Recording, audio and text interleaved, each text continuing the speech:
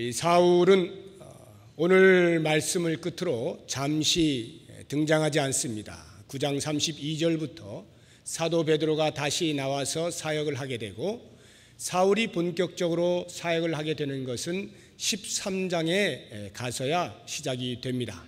제1차 전도 여행으로부터 해서 수없이 많은 일들이 그의 앞에 펼쳐지게 되는데, 그것은 13장 이후부터가 되겠습니다. 그 13장에 나오는 사도 바울의 1차 전도 여행 시기를 대략 AD 48년으로 보고 있습니다.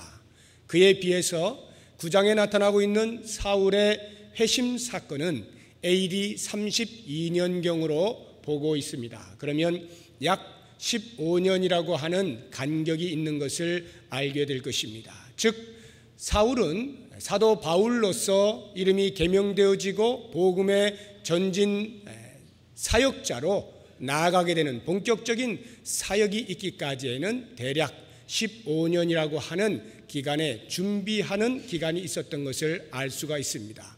그 기간 동안에 사울이 무엇을 어떻게 하였는지 정확하게 기술하고 있는 것은 없으나, 오늘 본문의 말씀이 개략적으로나마 그 때에 있었던 일들을 우리에게 알려주고 있습니다.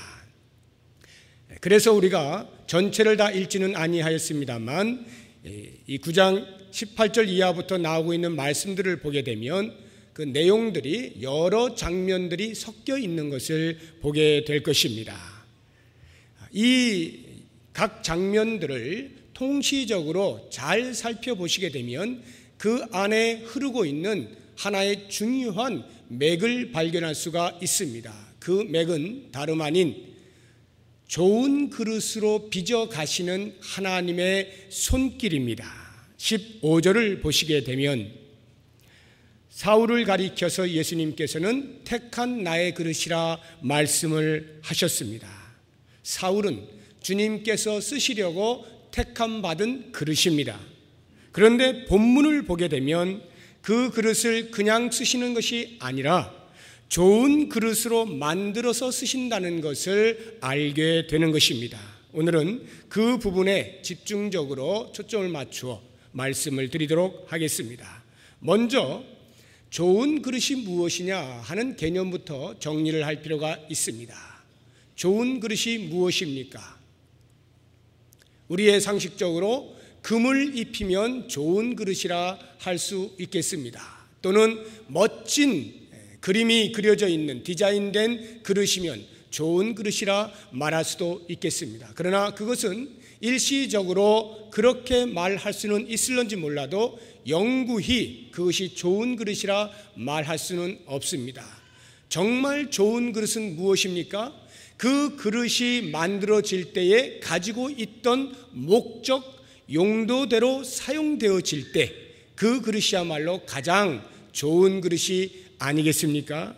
하나님께서 원하시는 적재적소에 사용되어지는 사람, 하나님께서 부르실 때 가지고 계셨던 목적을 따라 삶을 살아가는 사람, 그 사람이 가장 좋은 사람 아니겠습니까? 이러한 면에서 이제 사울은 과연 어떠한 목적을 따라 하나님의 부르심을 받았는지, 어떠한 형태의 그릇인지를 함께 보도록 하겠습니다. 다시 한번 15절을 보시기 바랍니다. 같이 읽어보겠습니다. 15절 시작.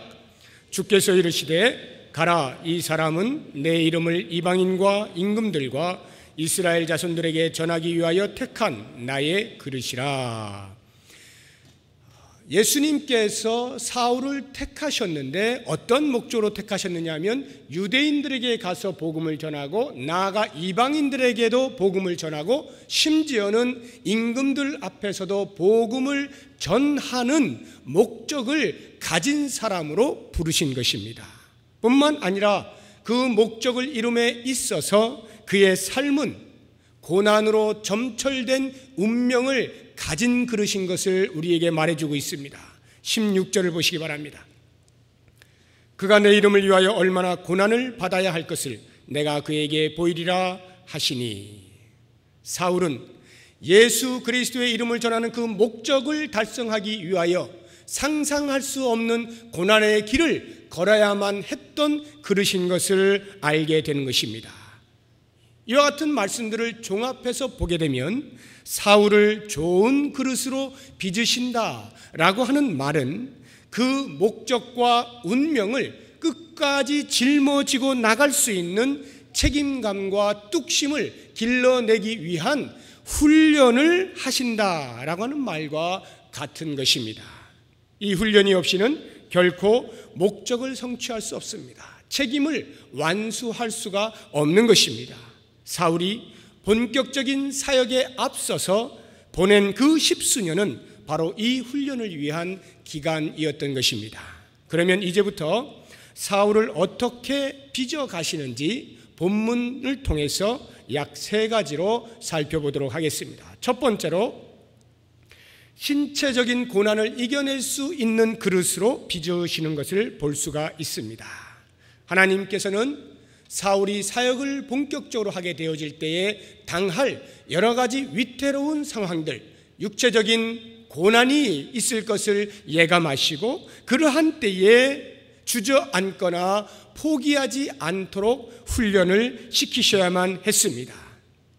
그의 사역에서 육체적으로 다가온 고난들이 과연 어떠한 것이 있었을까요? 우리는 이미 사도 바울의 그 삶의 역사를 다 알고 있기 때문에 충분히 이해가 되고 있습니다. 그의 입에서 언급되어진 간단한 말 몇 마디를 우리가 보게 되면 고린도후서 11장 23절 이하에 그들이 그리스도의 일꾼이냐 정신없는 말을 하거니와 나는 더욱 그러하도다.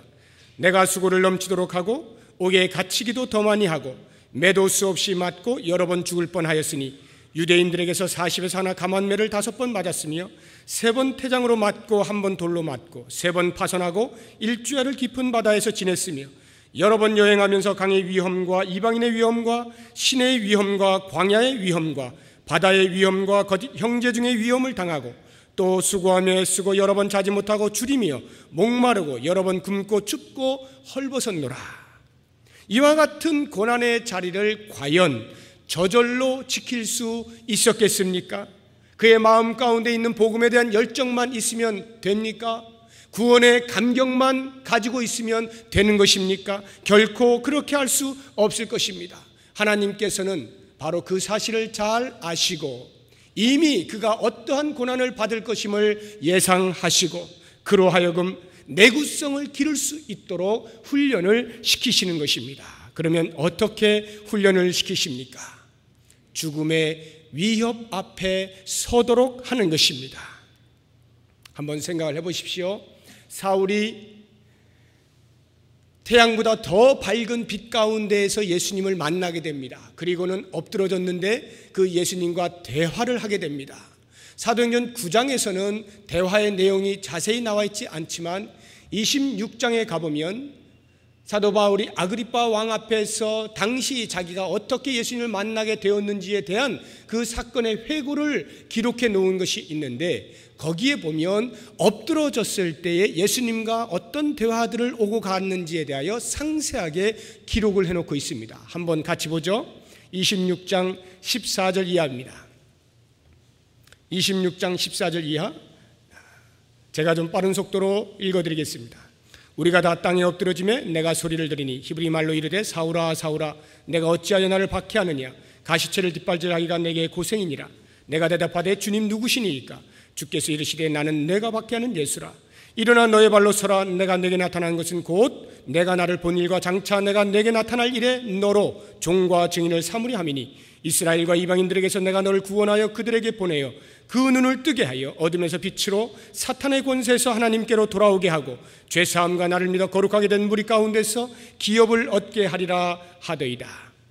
사울이 예수님을 만났을 때 땅에 엎드러져 직접 예수님의 음성으로 자신이 어떠한 일을 하게 될지에 대한 사역의 내용을 듣게 된 것입니다. 이 내용을 가만히 보시게 되면 너는 앞으로 고생을 많이 할 것이다, 육체적인 고난을 받게 될 것이다, 그런 말 없습니다. 복음을 전하는데 많은 사람들이 돌아오게 될 것이다, 하나님의 영광을 보게 될 것이다, 이런 말씀들로 점철되어져 있습니다. 그렇다고 하면 예수님의 권세를 힘입어서 멋진 사역을 하겠구나 라고 하는 생각을 할 만하지 않습니까? 복음을 전할 때마다 듣는 자들이 항복을 하고 고꾸라지고 하나님께로 돌아오는 놀라운 역사들을 보겠구나, 그 기대감을 가질 만하지 않겠습니까? 죽음의 위협을 받을 상황이 전혀 나타나고 있지 아니한 것입니다. 그러나 어떻습니까? 실제로 그에게 나타나고 있는 것들을 보게 되면 많은 사람들이 회심하여 주께로 돌아오는 그러한 영광스러움이 아니라 죽음의 위협이 그 앞에 나타나고 있지 않습니까? 본문의 23절을 보시기 바랍니다. 여러 날이 지나매 유대인들이 사울 죽이기를 공모하더니 그 계교가 사울에게 알려지니라. 그들이 그를 죽이려고 밤낮으로 성문까지 지키거늘 그의 제자들이 밤에 사울을 광주리에 담아 성벽에서 달아내리니라. 사울을 죽이고자 하는 죽음의 위협이 그 앞에 닥쳐진 것이고, 밤낮으로 성문을 지켜가면서까지 반드시 죽이고야 말겠다고 하는 대적들의 의지가 보이고 있습니다. 만약에 그 살해의 계교를 미리 알지 못하고, 또는 그래서 그 제자들이 사울을 피신시키지 않았다면 어쩌면 사울은 그 자리에서 죽었을런지도 모릅니다. 29절도 보시기 바랍니다. 또 주 예수의 이름으로 담대히 말하고 헬라파 유대인들과 함께 말하며 변론하니 그 사람들이 죽이려고 힘쓰거늘. 이번에는 예루살렘에 내려와서 헬라파 유대인들과 변론하면서 복음을 전했습니다. 그런데 분명히 변론에 이겼음에도 불구하고 돌아오는 결과는 죽이려고 하는 그러한 죽음의 위협뿐이었습니다. 복음의 능력과 주님의 능력을 그들에게 나타냈음에도 불구하고 이와 같은 일이 생기는 것이 무엇입니까? 이때도 역시 사울의 형제들이 그를 피신시키지 아니하였다면 어떠한 봉변을 당했을는지 모르는 것입니다. 30절을 보십시오. 형제들이 알고 가이사랴로 데리고 내려가서 다소로 보내니라. 왜 이런 일들을 사울 앞에 자꾸만 보이시는 것입니까? 그것은 앞으로 사역 가운데 나타나게 될 숱한 고난의 시기에 결코 물러서지 않게 하기 위하여 지금 준비하는 중에 당금질을 하는 것이죠. 끝까지 감당할 수 있도록 빚어내시는 하나님의 손길인 것입니다.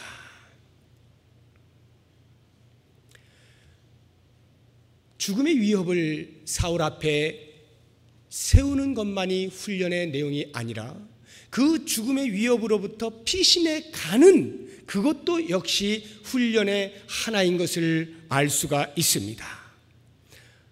그 당시에 사울의 그 열정을 한번 상상해 보시기 바랍니다. 예수님을 놀랍게 만나고 예수님으로부터 직접 사역의 내용을 듣고 충천하여서 나아가서 복음을 전하지 않습니까? 그러니까 그러한 경우에 나는 죽으면 죽을 것이다, 이러한 각오를 했을런지도 몰라요. 왜냐하면 자기가 바로 예수 믿는 사람을 잡아 죽이려고 했던 당사자였기 때문에 내가 복음을 전하면 나에게 어떠한 일이 있을 것이다 라고 하는 것에 대한 예상을 할 수 있지 않겠습니까? 그런데 그러한 사울이 죽으면 죽으리라 라고 하는 각오를 했음에도 불구하고 도망을 가게 되는데, 도망가는 내용이 말이죠, 성벽 위에 이렇게 집들이 있는 것은 아시죠? 거기에서 그 사울의 제자들이 광주리에 담아서 줄을 이어서 성벽에서 성벽 밑으로 내린 것입니다. 그렇게 탈출을 시도한 것이죠. 한번 상상을 해보세요. 내가 그 광주리 안에 탔습니다. 복음을 들고 복음에 미친 자답게 열정을 가지고 복음을 외치고 있는 그 복음의 전사가 지금 성벽에 붙어가지고 광주리에 누구에게 들키지 않으냐 조심조심 내려가고 있는 것입니다. 얼마나 치졸하게 보입니까? 얼마나 초라해 보입니까? 차라리 대적들을 만나서 그들의 손에 의해서 떳떳하게 순교를 당하는 게 낫지, 지금 자신의 모습이 너무나 별 볼 일 없어 보이는 것입니다. 예루살렘에서도 역시 마찬가지입니다. 자기를 죽이려고 하는 헬라파 유대인들이 있을 때 형제들의 손에 의하여서 가이사랴로 내려갔다가 자기의 고향인 다소로 가지 않습니까? 그렇게 도망을 치고 있는 사울의 입장에서 과연 무슨 훈련이 되고 있습니까? 자기의 마음속에 있는 자존심을 내어버리는 훈련을 하고 있는 것입니다. 뿐만 아니라 자기의 목에 붙어있는 이 목숨조차도 자기의 것이 아니며 자기 마음대로 할 수 있는 것이 아님을 알게 되는 것입니다. 차라리 날 죽여라 하고 싶은 그러한 심정임에도 불구하고 도망을 가라 하면 갈 수밖에 없는 존재인 것을 배우게 되는 것입니다. 생명의 주인 되신 주님께 자기의 목숨을 위탁하는 훈련을 받고 있는 것이죠. 이러한 연단들이 있었기 때문에 사역 가운데 끊임없이 다가오고 있는 육체의 고난들을 넉넉하게 감내할 수 있었던 것 아니겠습니까? 뿐만 아니라 그와 같은 고난을 당할 때마다 이것은 하나님께서 나를 좋은 그릇으로 빚으시는 손길이다, 이렇게 여기며 이겨내지 아니하였겠습니까?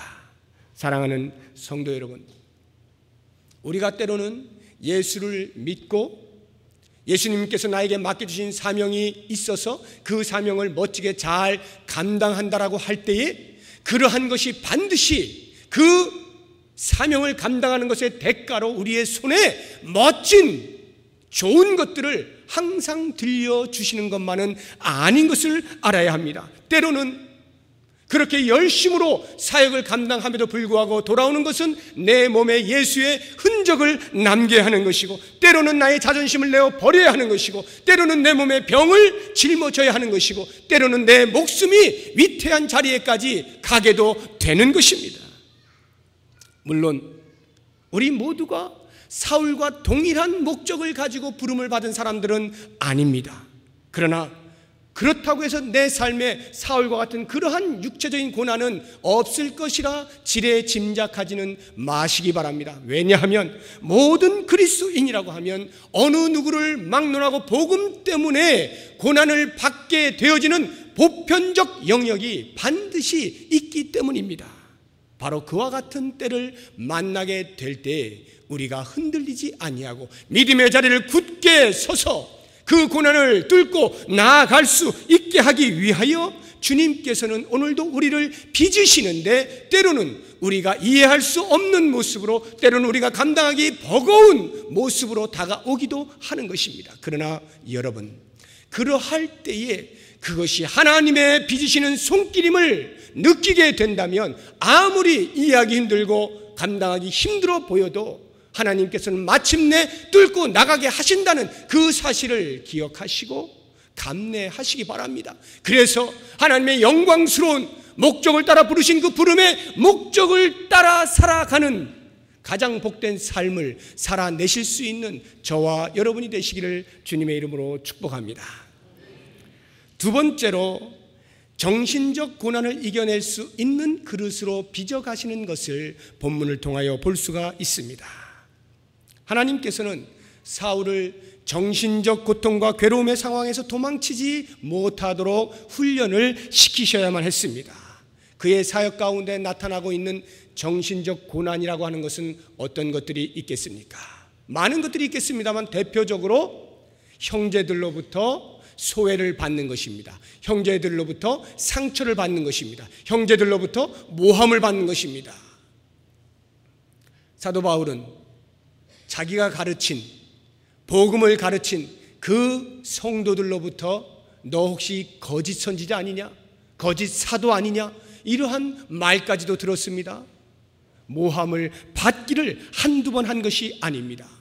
자기가 가르친 그 성도들로부터 배척을 받기도 하고 모함을 받기도 하는 그러한 삶을 살았던 사도 바울입니다. 그러한 때에 사도 바울은 얼마나 그 자리를 피하고 싶었겠어요? 사역을 얼마나 그만두고 싶었겠습니까? 그러나 사울은 그렇게 하지 않잖아요. 하나님께서는 사울의 본격적인 사역이 시작되기 전에 그런 훈련을 시키신 거예요. 이미 견뎌낼 수 있는 당금질을 다 해두신 것입니다. 26절을 보시기 바랍니다. 사울이 예루살렘에 가서 제자들을 사귀고자 하나 다 두려워하여 그가 제자됨을 믿지 아니하니.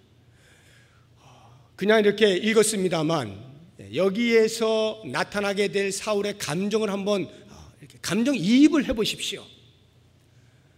복음을 전하고 열심히 전하다가 다메섹에서 이제 죽음의 위협을 무릅쓰고 이제 제자들에 의해서 이렇게 탈출을 했습니다. 그리고는 예루살렘으로 갔어요. 어떤 마음으로 갔겠습니까? 예루살렘에 가면 이제 이 복음의 형제들, 복음의 동지들을 만나서 내 마음속에 있는 내가 만난 예수 그리스도 나도 함께 은혜를 나누어야지. 그리고 그곳에서 나도 그들과 힘을 합하여서 복음을 전해야지. 이러한 감정을 가지고 내려갔을 거 아닙니까? 그런데 막상 내려가서 예루살렘에서 그 제자들을 만났을 때 제자들이 자기를 대하는 태도가 어떠한 것입니까? 다 두려워하여 자기가 제자됨을 믿지 아니하였다. 얼마나 당황스럽고 얼마나 슬픔에 잠겼겠습니까? 비록 자기 자신이 몹쓸 사람이었고 과거에 예수 믿는 사람들을 괴롭혔고 그 제자들을 괴롭혔고 했던 전적이 있는 사람인 것은 틀림이 없지만, 그렇다고 해서 내가 이미 변화되었는데 이러한 반응을 할 수 있는가라고 하는 것을 생각할 때 사울은 순간 정체성의 혼란을 일으켰을런지도 모릅니다. 예수 공동체가 어떠한 것임을 사울이 잘 알고 있지 않습니까? 핍박을 할 때도 잘 알고 있고 변화되었을 때도 그 다음에도 잘 알고 있죠. 예수 공동체가 어떤 공동체입니까? 누구도 들어올 수 있는 공동체잖아요. 아무런 차별이 없는 공동체잖아요. 그리고는 그 안에 들어온 모든 사람들은 할 것 없이 형제여 자매여 말하면서 가족되는 것을 경험하지 않습니까? 그것을 잘 알고 있는 이 사울이 정작 자기가 그 공동체 안으로 들어가고자 할 때에 그들로부터 배척을 받게 되는 순간 얼마나 큰 상처를 입고 있는 것입니까? 그렇다고 하면 만약에 사울이 주님으로부터 택함받은 그릇이 아니었다면 어쩌면 이렇게 반응을 했을런지도 모르는 것입니다. 아니 뭐 이런 사람들이 다 있나? 나는 이 사람들이 뭐 좋은 사람이라 들었고 사랑이 많은 사람들이라 들었고 내가 그렇게 알고 있는데 정작 나를 받아주지 않는단 말이야? 뭐 이런 공동체가 다 있어. 내가 어떻게 해서 예수를 믿게 되었는데 그런 나를 안 받아준단 말이야? 야, 내가 때려치고 말어. 시샘 말로 치사하고 더러워서 내가 이 공동체 안에 안 있는다. 얼마든지 떠나갈 수 있지 않았겠습니까? 그리고는 너희들이 나를 배척했지? 이제부터 나는 다시 옛날로 돌아간다. 다시 너희들 잡는 사람으로 돌아간다. 기다려라. 내가 간다. 뭐 이렇게 할 수 있지 않았겠습니까? 그런데 놀랍게도 하나님께서는요 그런 자리를 피하게 하신 것이 아니라 사울을 오히려 그런 자리로 몰아가신 거예요. 예루살렘으로 가게 하셔서 그러한 상황에 직면하게 만든 것입니다. 왜 그랬을까요? 앞으로 그의 사역 가운데는 그보다 훨씬 더한 형제들로부터의 정신적인 고통을 받을 것을 알고 계셨기에 당금질을 하고 있는 것이죠. 많은 생각들을 하게 만든 것입니다. 그리고는 그 생각을 하는 중에 바나바를 만나게 하셔서 바나바를 통하여 또 다른 모습의 공동체의 성격을 이해할 수 있게 만들어 놓았습니다. 27절을 보십시오. 바나바가 데리고 사도들에게 가서 그가 길에서 어떻게 주를 보았는지와 주께서 그에게 말씀하신 일과 다메섹에서 그가 어떻게 예수의 이름으로 담대히 말하였는지를 전하니라. 바나바가 사울을 변호하는 것입니다. 바나바가 사울이 어떻게 변화되어져서 주의 일을 감당했는지를 설명해 주고 있는 것입니다. 이렇게 바나바를 통하여 새로운 면을 보게 하심으로써 편협된 생각으로 공동체를 바라보게 될 실수를 범하지 않게 막아주신 것이죠. 저는 목회를 하면서 많은 사람들로부터 이런 이야기를 듣습니다.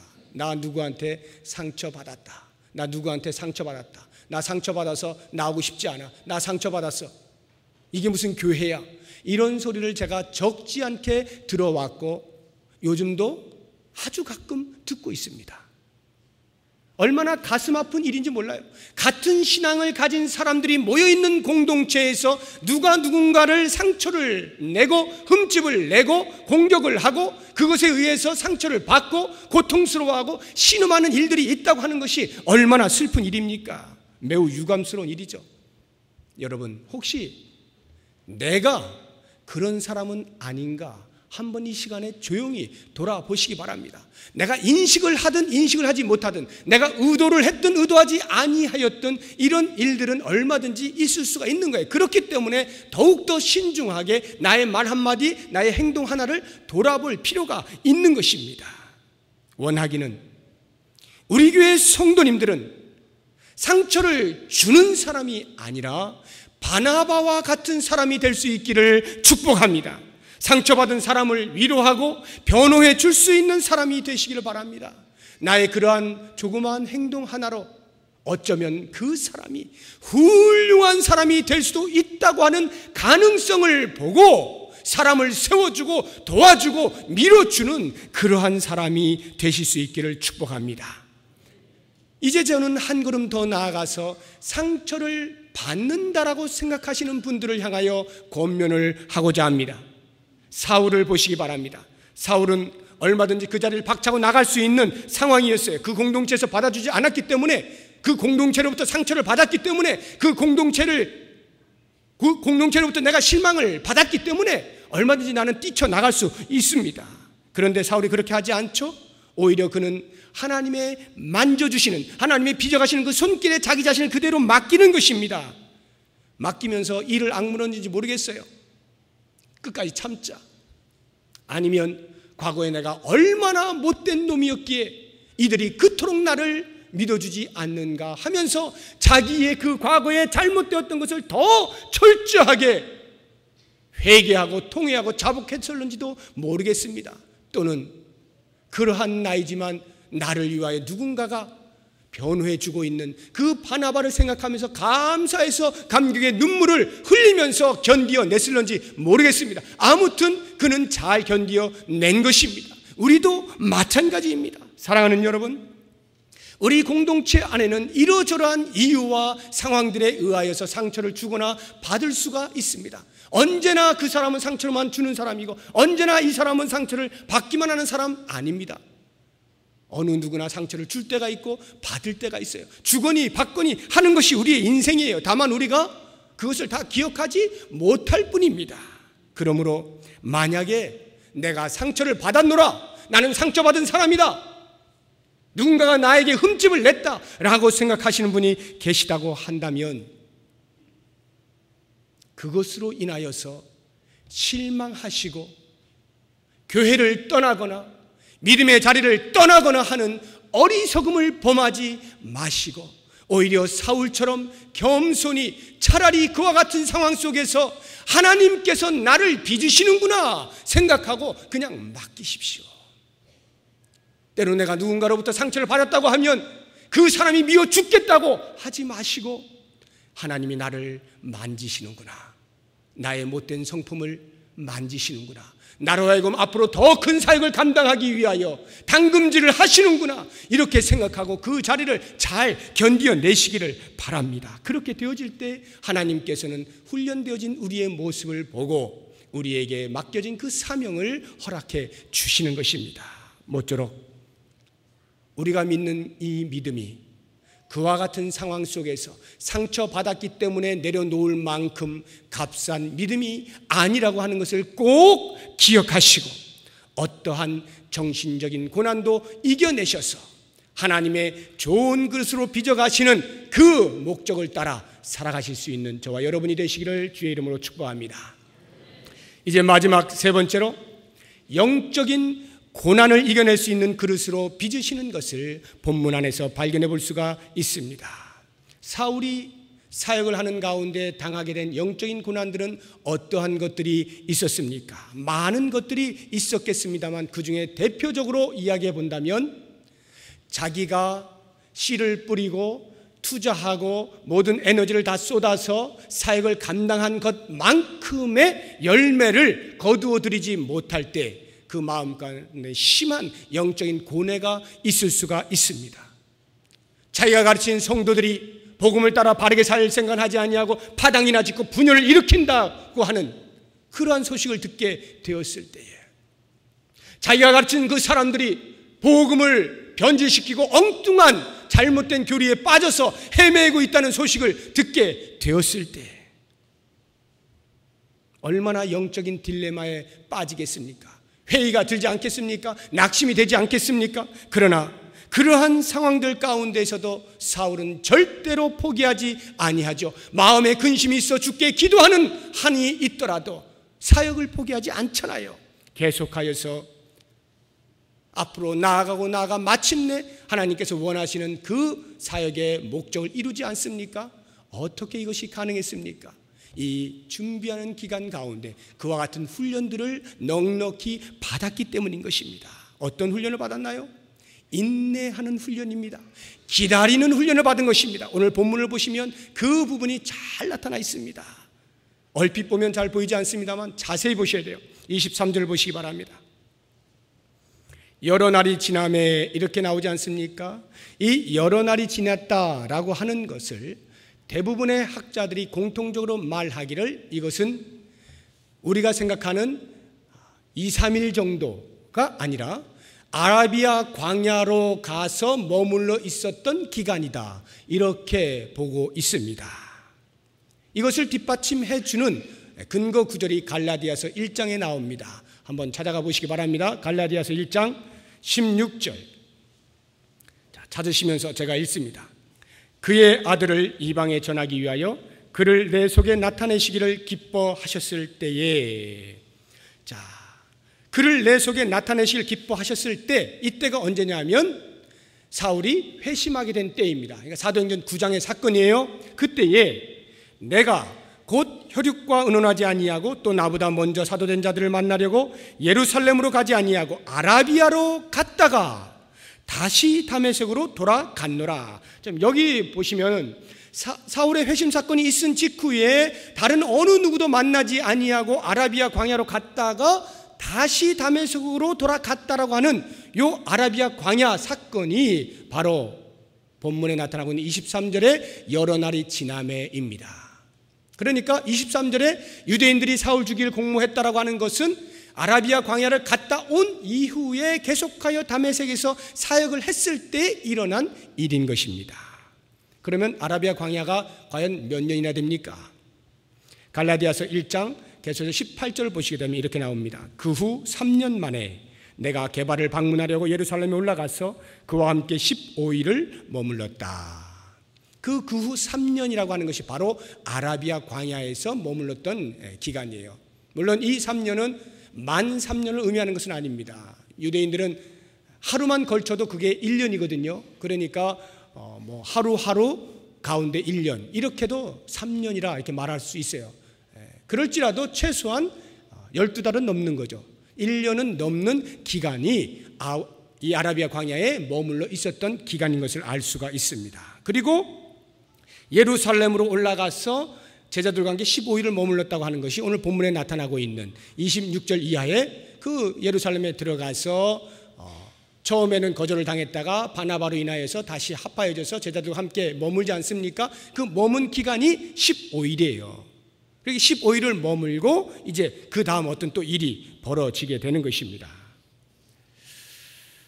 자, 그렇다고 하면 이제 본문 22절과 23절 사이에 햇수로 3년이라고 하는 공백이 있음을 염두에 두시고 22절까지 18절에서 22절까지에 나타나고 있는 내용들을 다시 한번 보시기 바랍니다.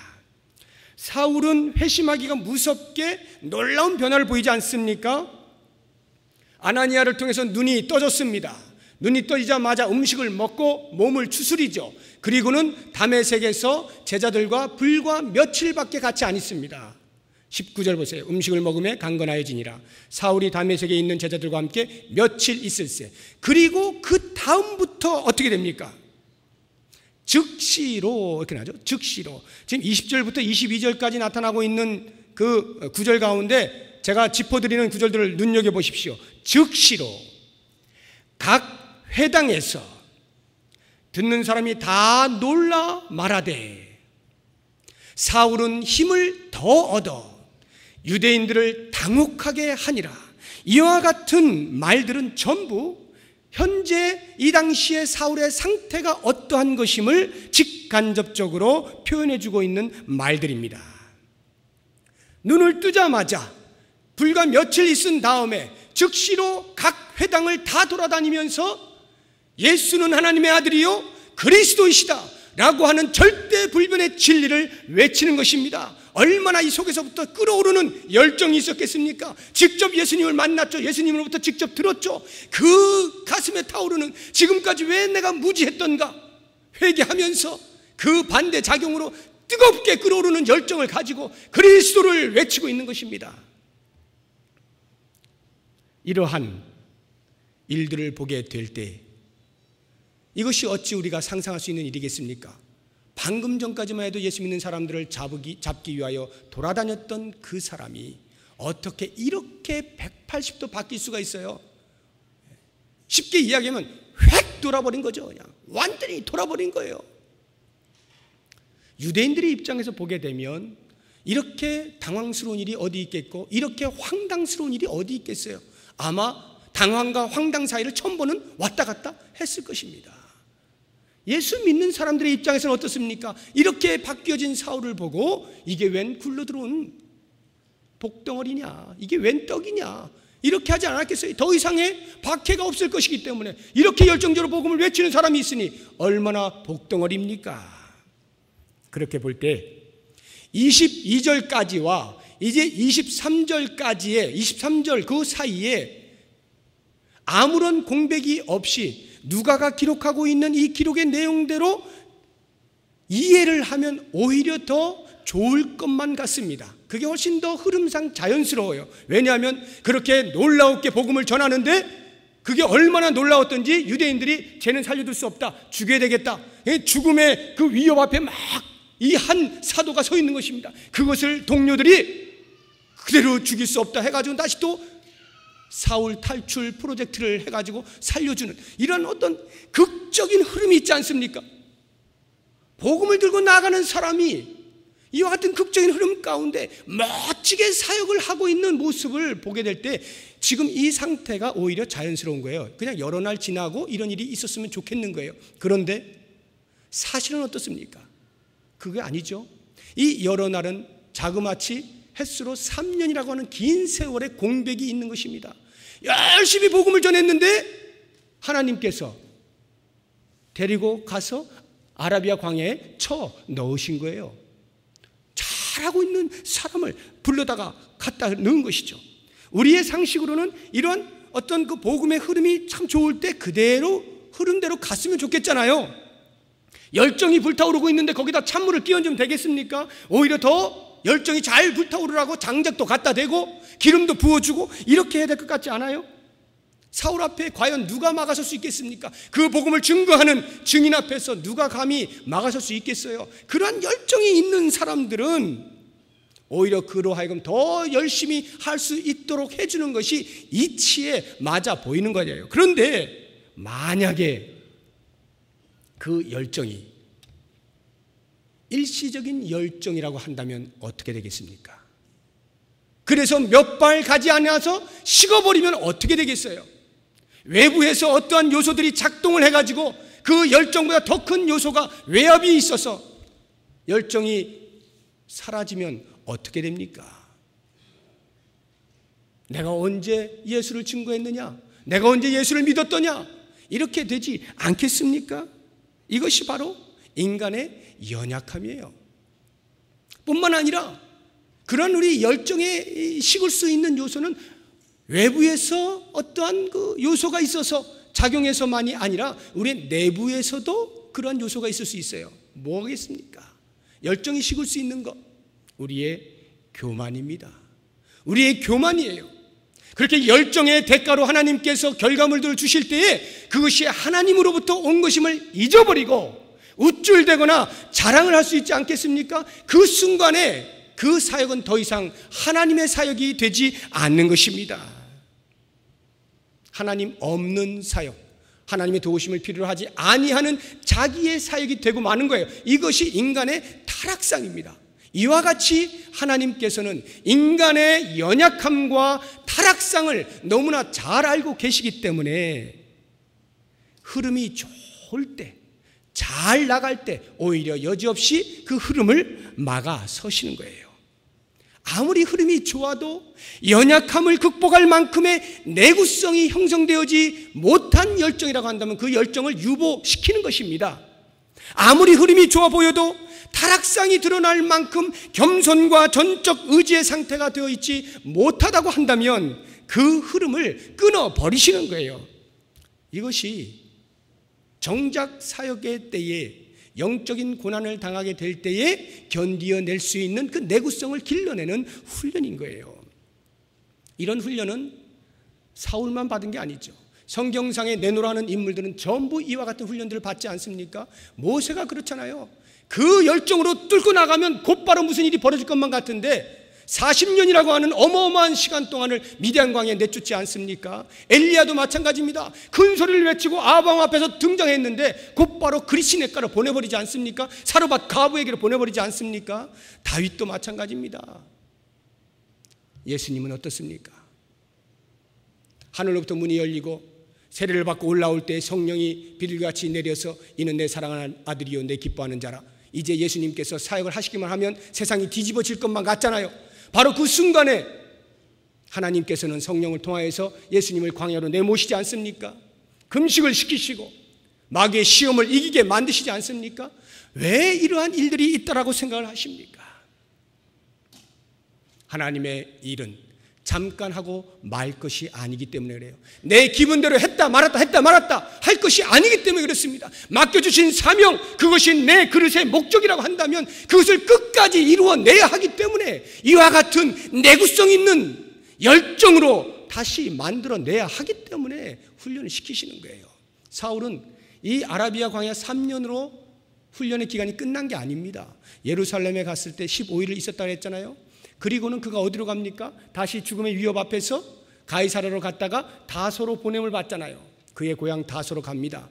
그리고 그가 다시 나타나는 때가 11장 15절에 보시게 되면은 바나바가 안디옥에 놀라운 성령의 역사가 일어나고 교회가 세워질 것만 같은 그런 일들이 벌어지자 다소에 있는 바울을 찾아갑니다. 그리고는 그를 데리고 와서 안디옥에서 그와 함께 1년을 가르쳐요. 그리고는 그 안디옥 교회로부터 선교사로 파송을 받는 거예요. 그렇다고 하면 다소로 갔다가 바나바에 의하여서 안디옥으로 오기까지의 그 기간이 최소한 10년 이상입니다. 최소한 10년 이상. 그 10년 이상의 기간 동안에 바울이 무엇을 하였는지에 대해서 아무도 언급을 해놓고 있지 않습니다. 그러나 우리는 압니다. 이와 같은 맥락에서 볼 때 그 10년이라고 하는 세월 동안에 바울은 자기 자신을 갈고 닦으면서 끓어오르는 열정이 잠깐으로 멈추어지는 일시적인 열정이 되지 않기 위하여 죽을 때까지 목적을 달성할 때까지 감당할 수 있는 열정이 되기 위하여 당금질을 하고 또 당금질을 하지 않았겠습니까? 어떠한 형태로 하였느냐는 알 수 없을지라도 하나님 앞에 계속 겸손히 무릎을 꿇고 꿇으면서 하나님의 일을 감당할 수 있는 이 열정이 식지 않게 하여 주옵소서. 끝까지 감당하게 하여 주옵소서. 그와 같은 놀라운 자기 당금질을 통하여서 비로소 하나님께서는 그를 불러다가 안디옥 교회로부터 파송을 받게 하시고 그때로부터 세계를 뒤집어버리는 놀라운 전도 여행을 시키시지 않습니까? 사랑하는 성도 여러분, 오늘 우리는 사울을 부르셔서 이렇게 빚어가시는 하나님의 손길을 본문을 통하여 살펴보았습니다. 사울은 고난의 그릇으로 쓰임받아야 하겠기에 여러 가지 형태의 고난의 당금질을 받았습니다. 하나님께서는 당신의 일을 맡기실 사람을 찾으셔서 그 사람으로 하여금 그냥 그대로 놔두지 않습니다. 반드시 그 일을 감당해낼 수 있을 만한 그릇으로 빚어가시는 거예요.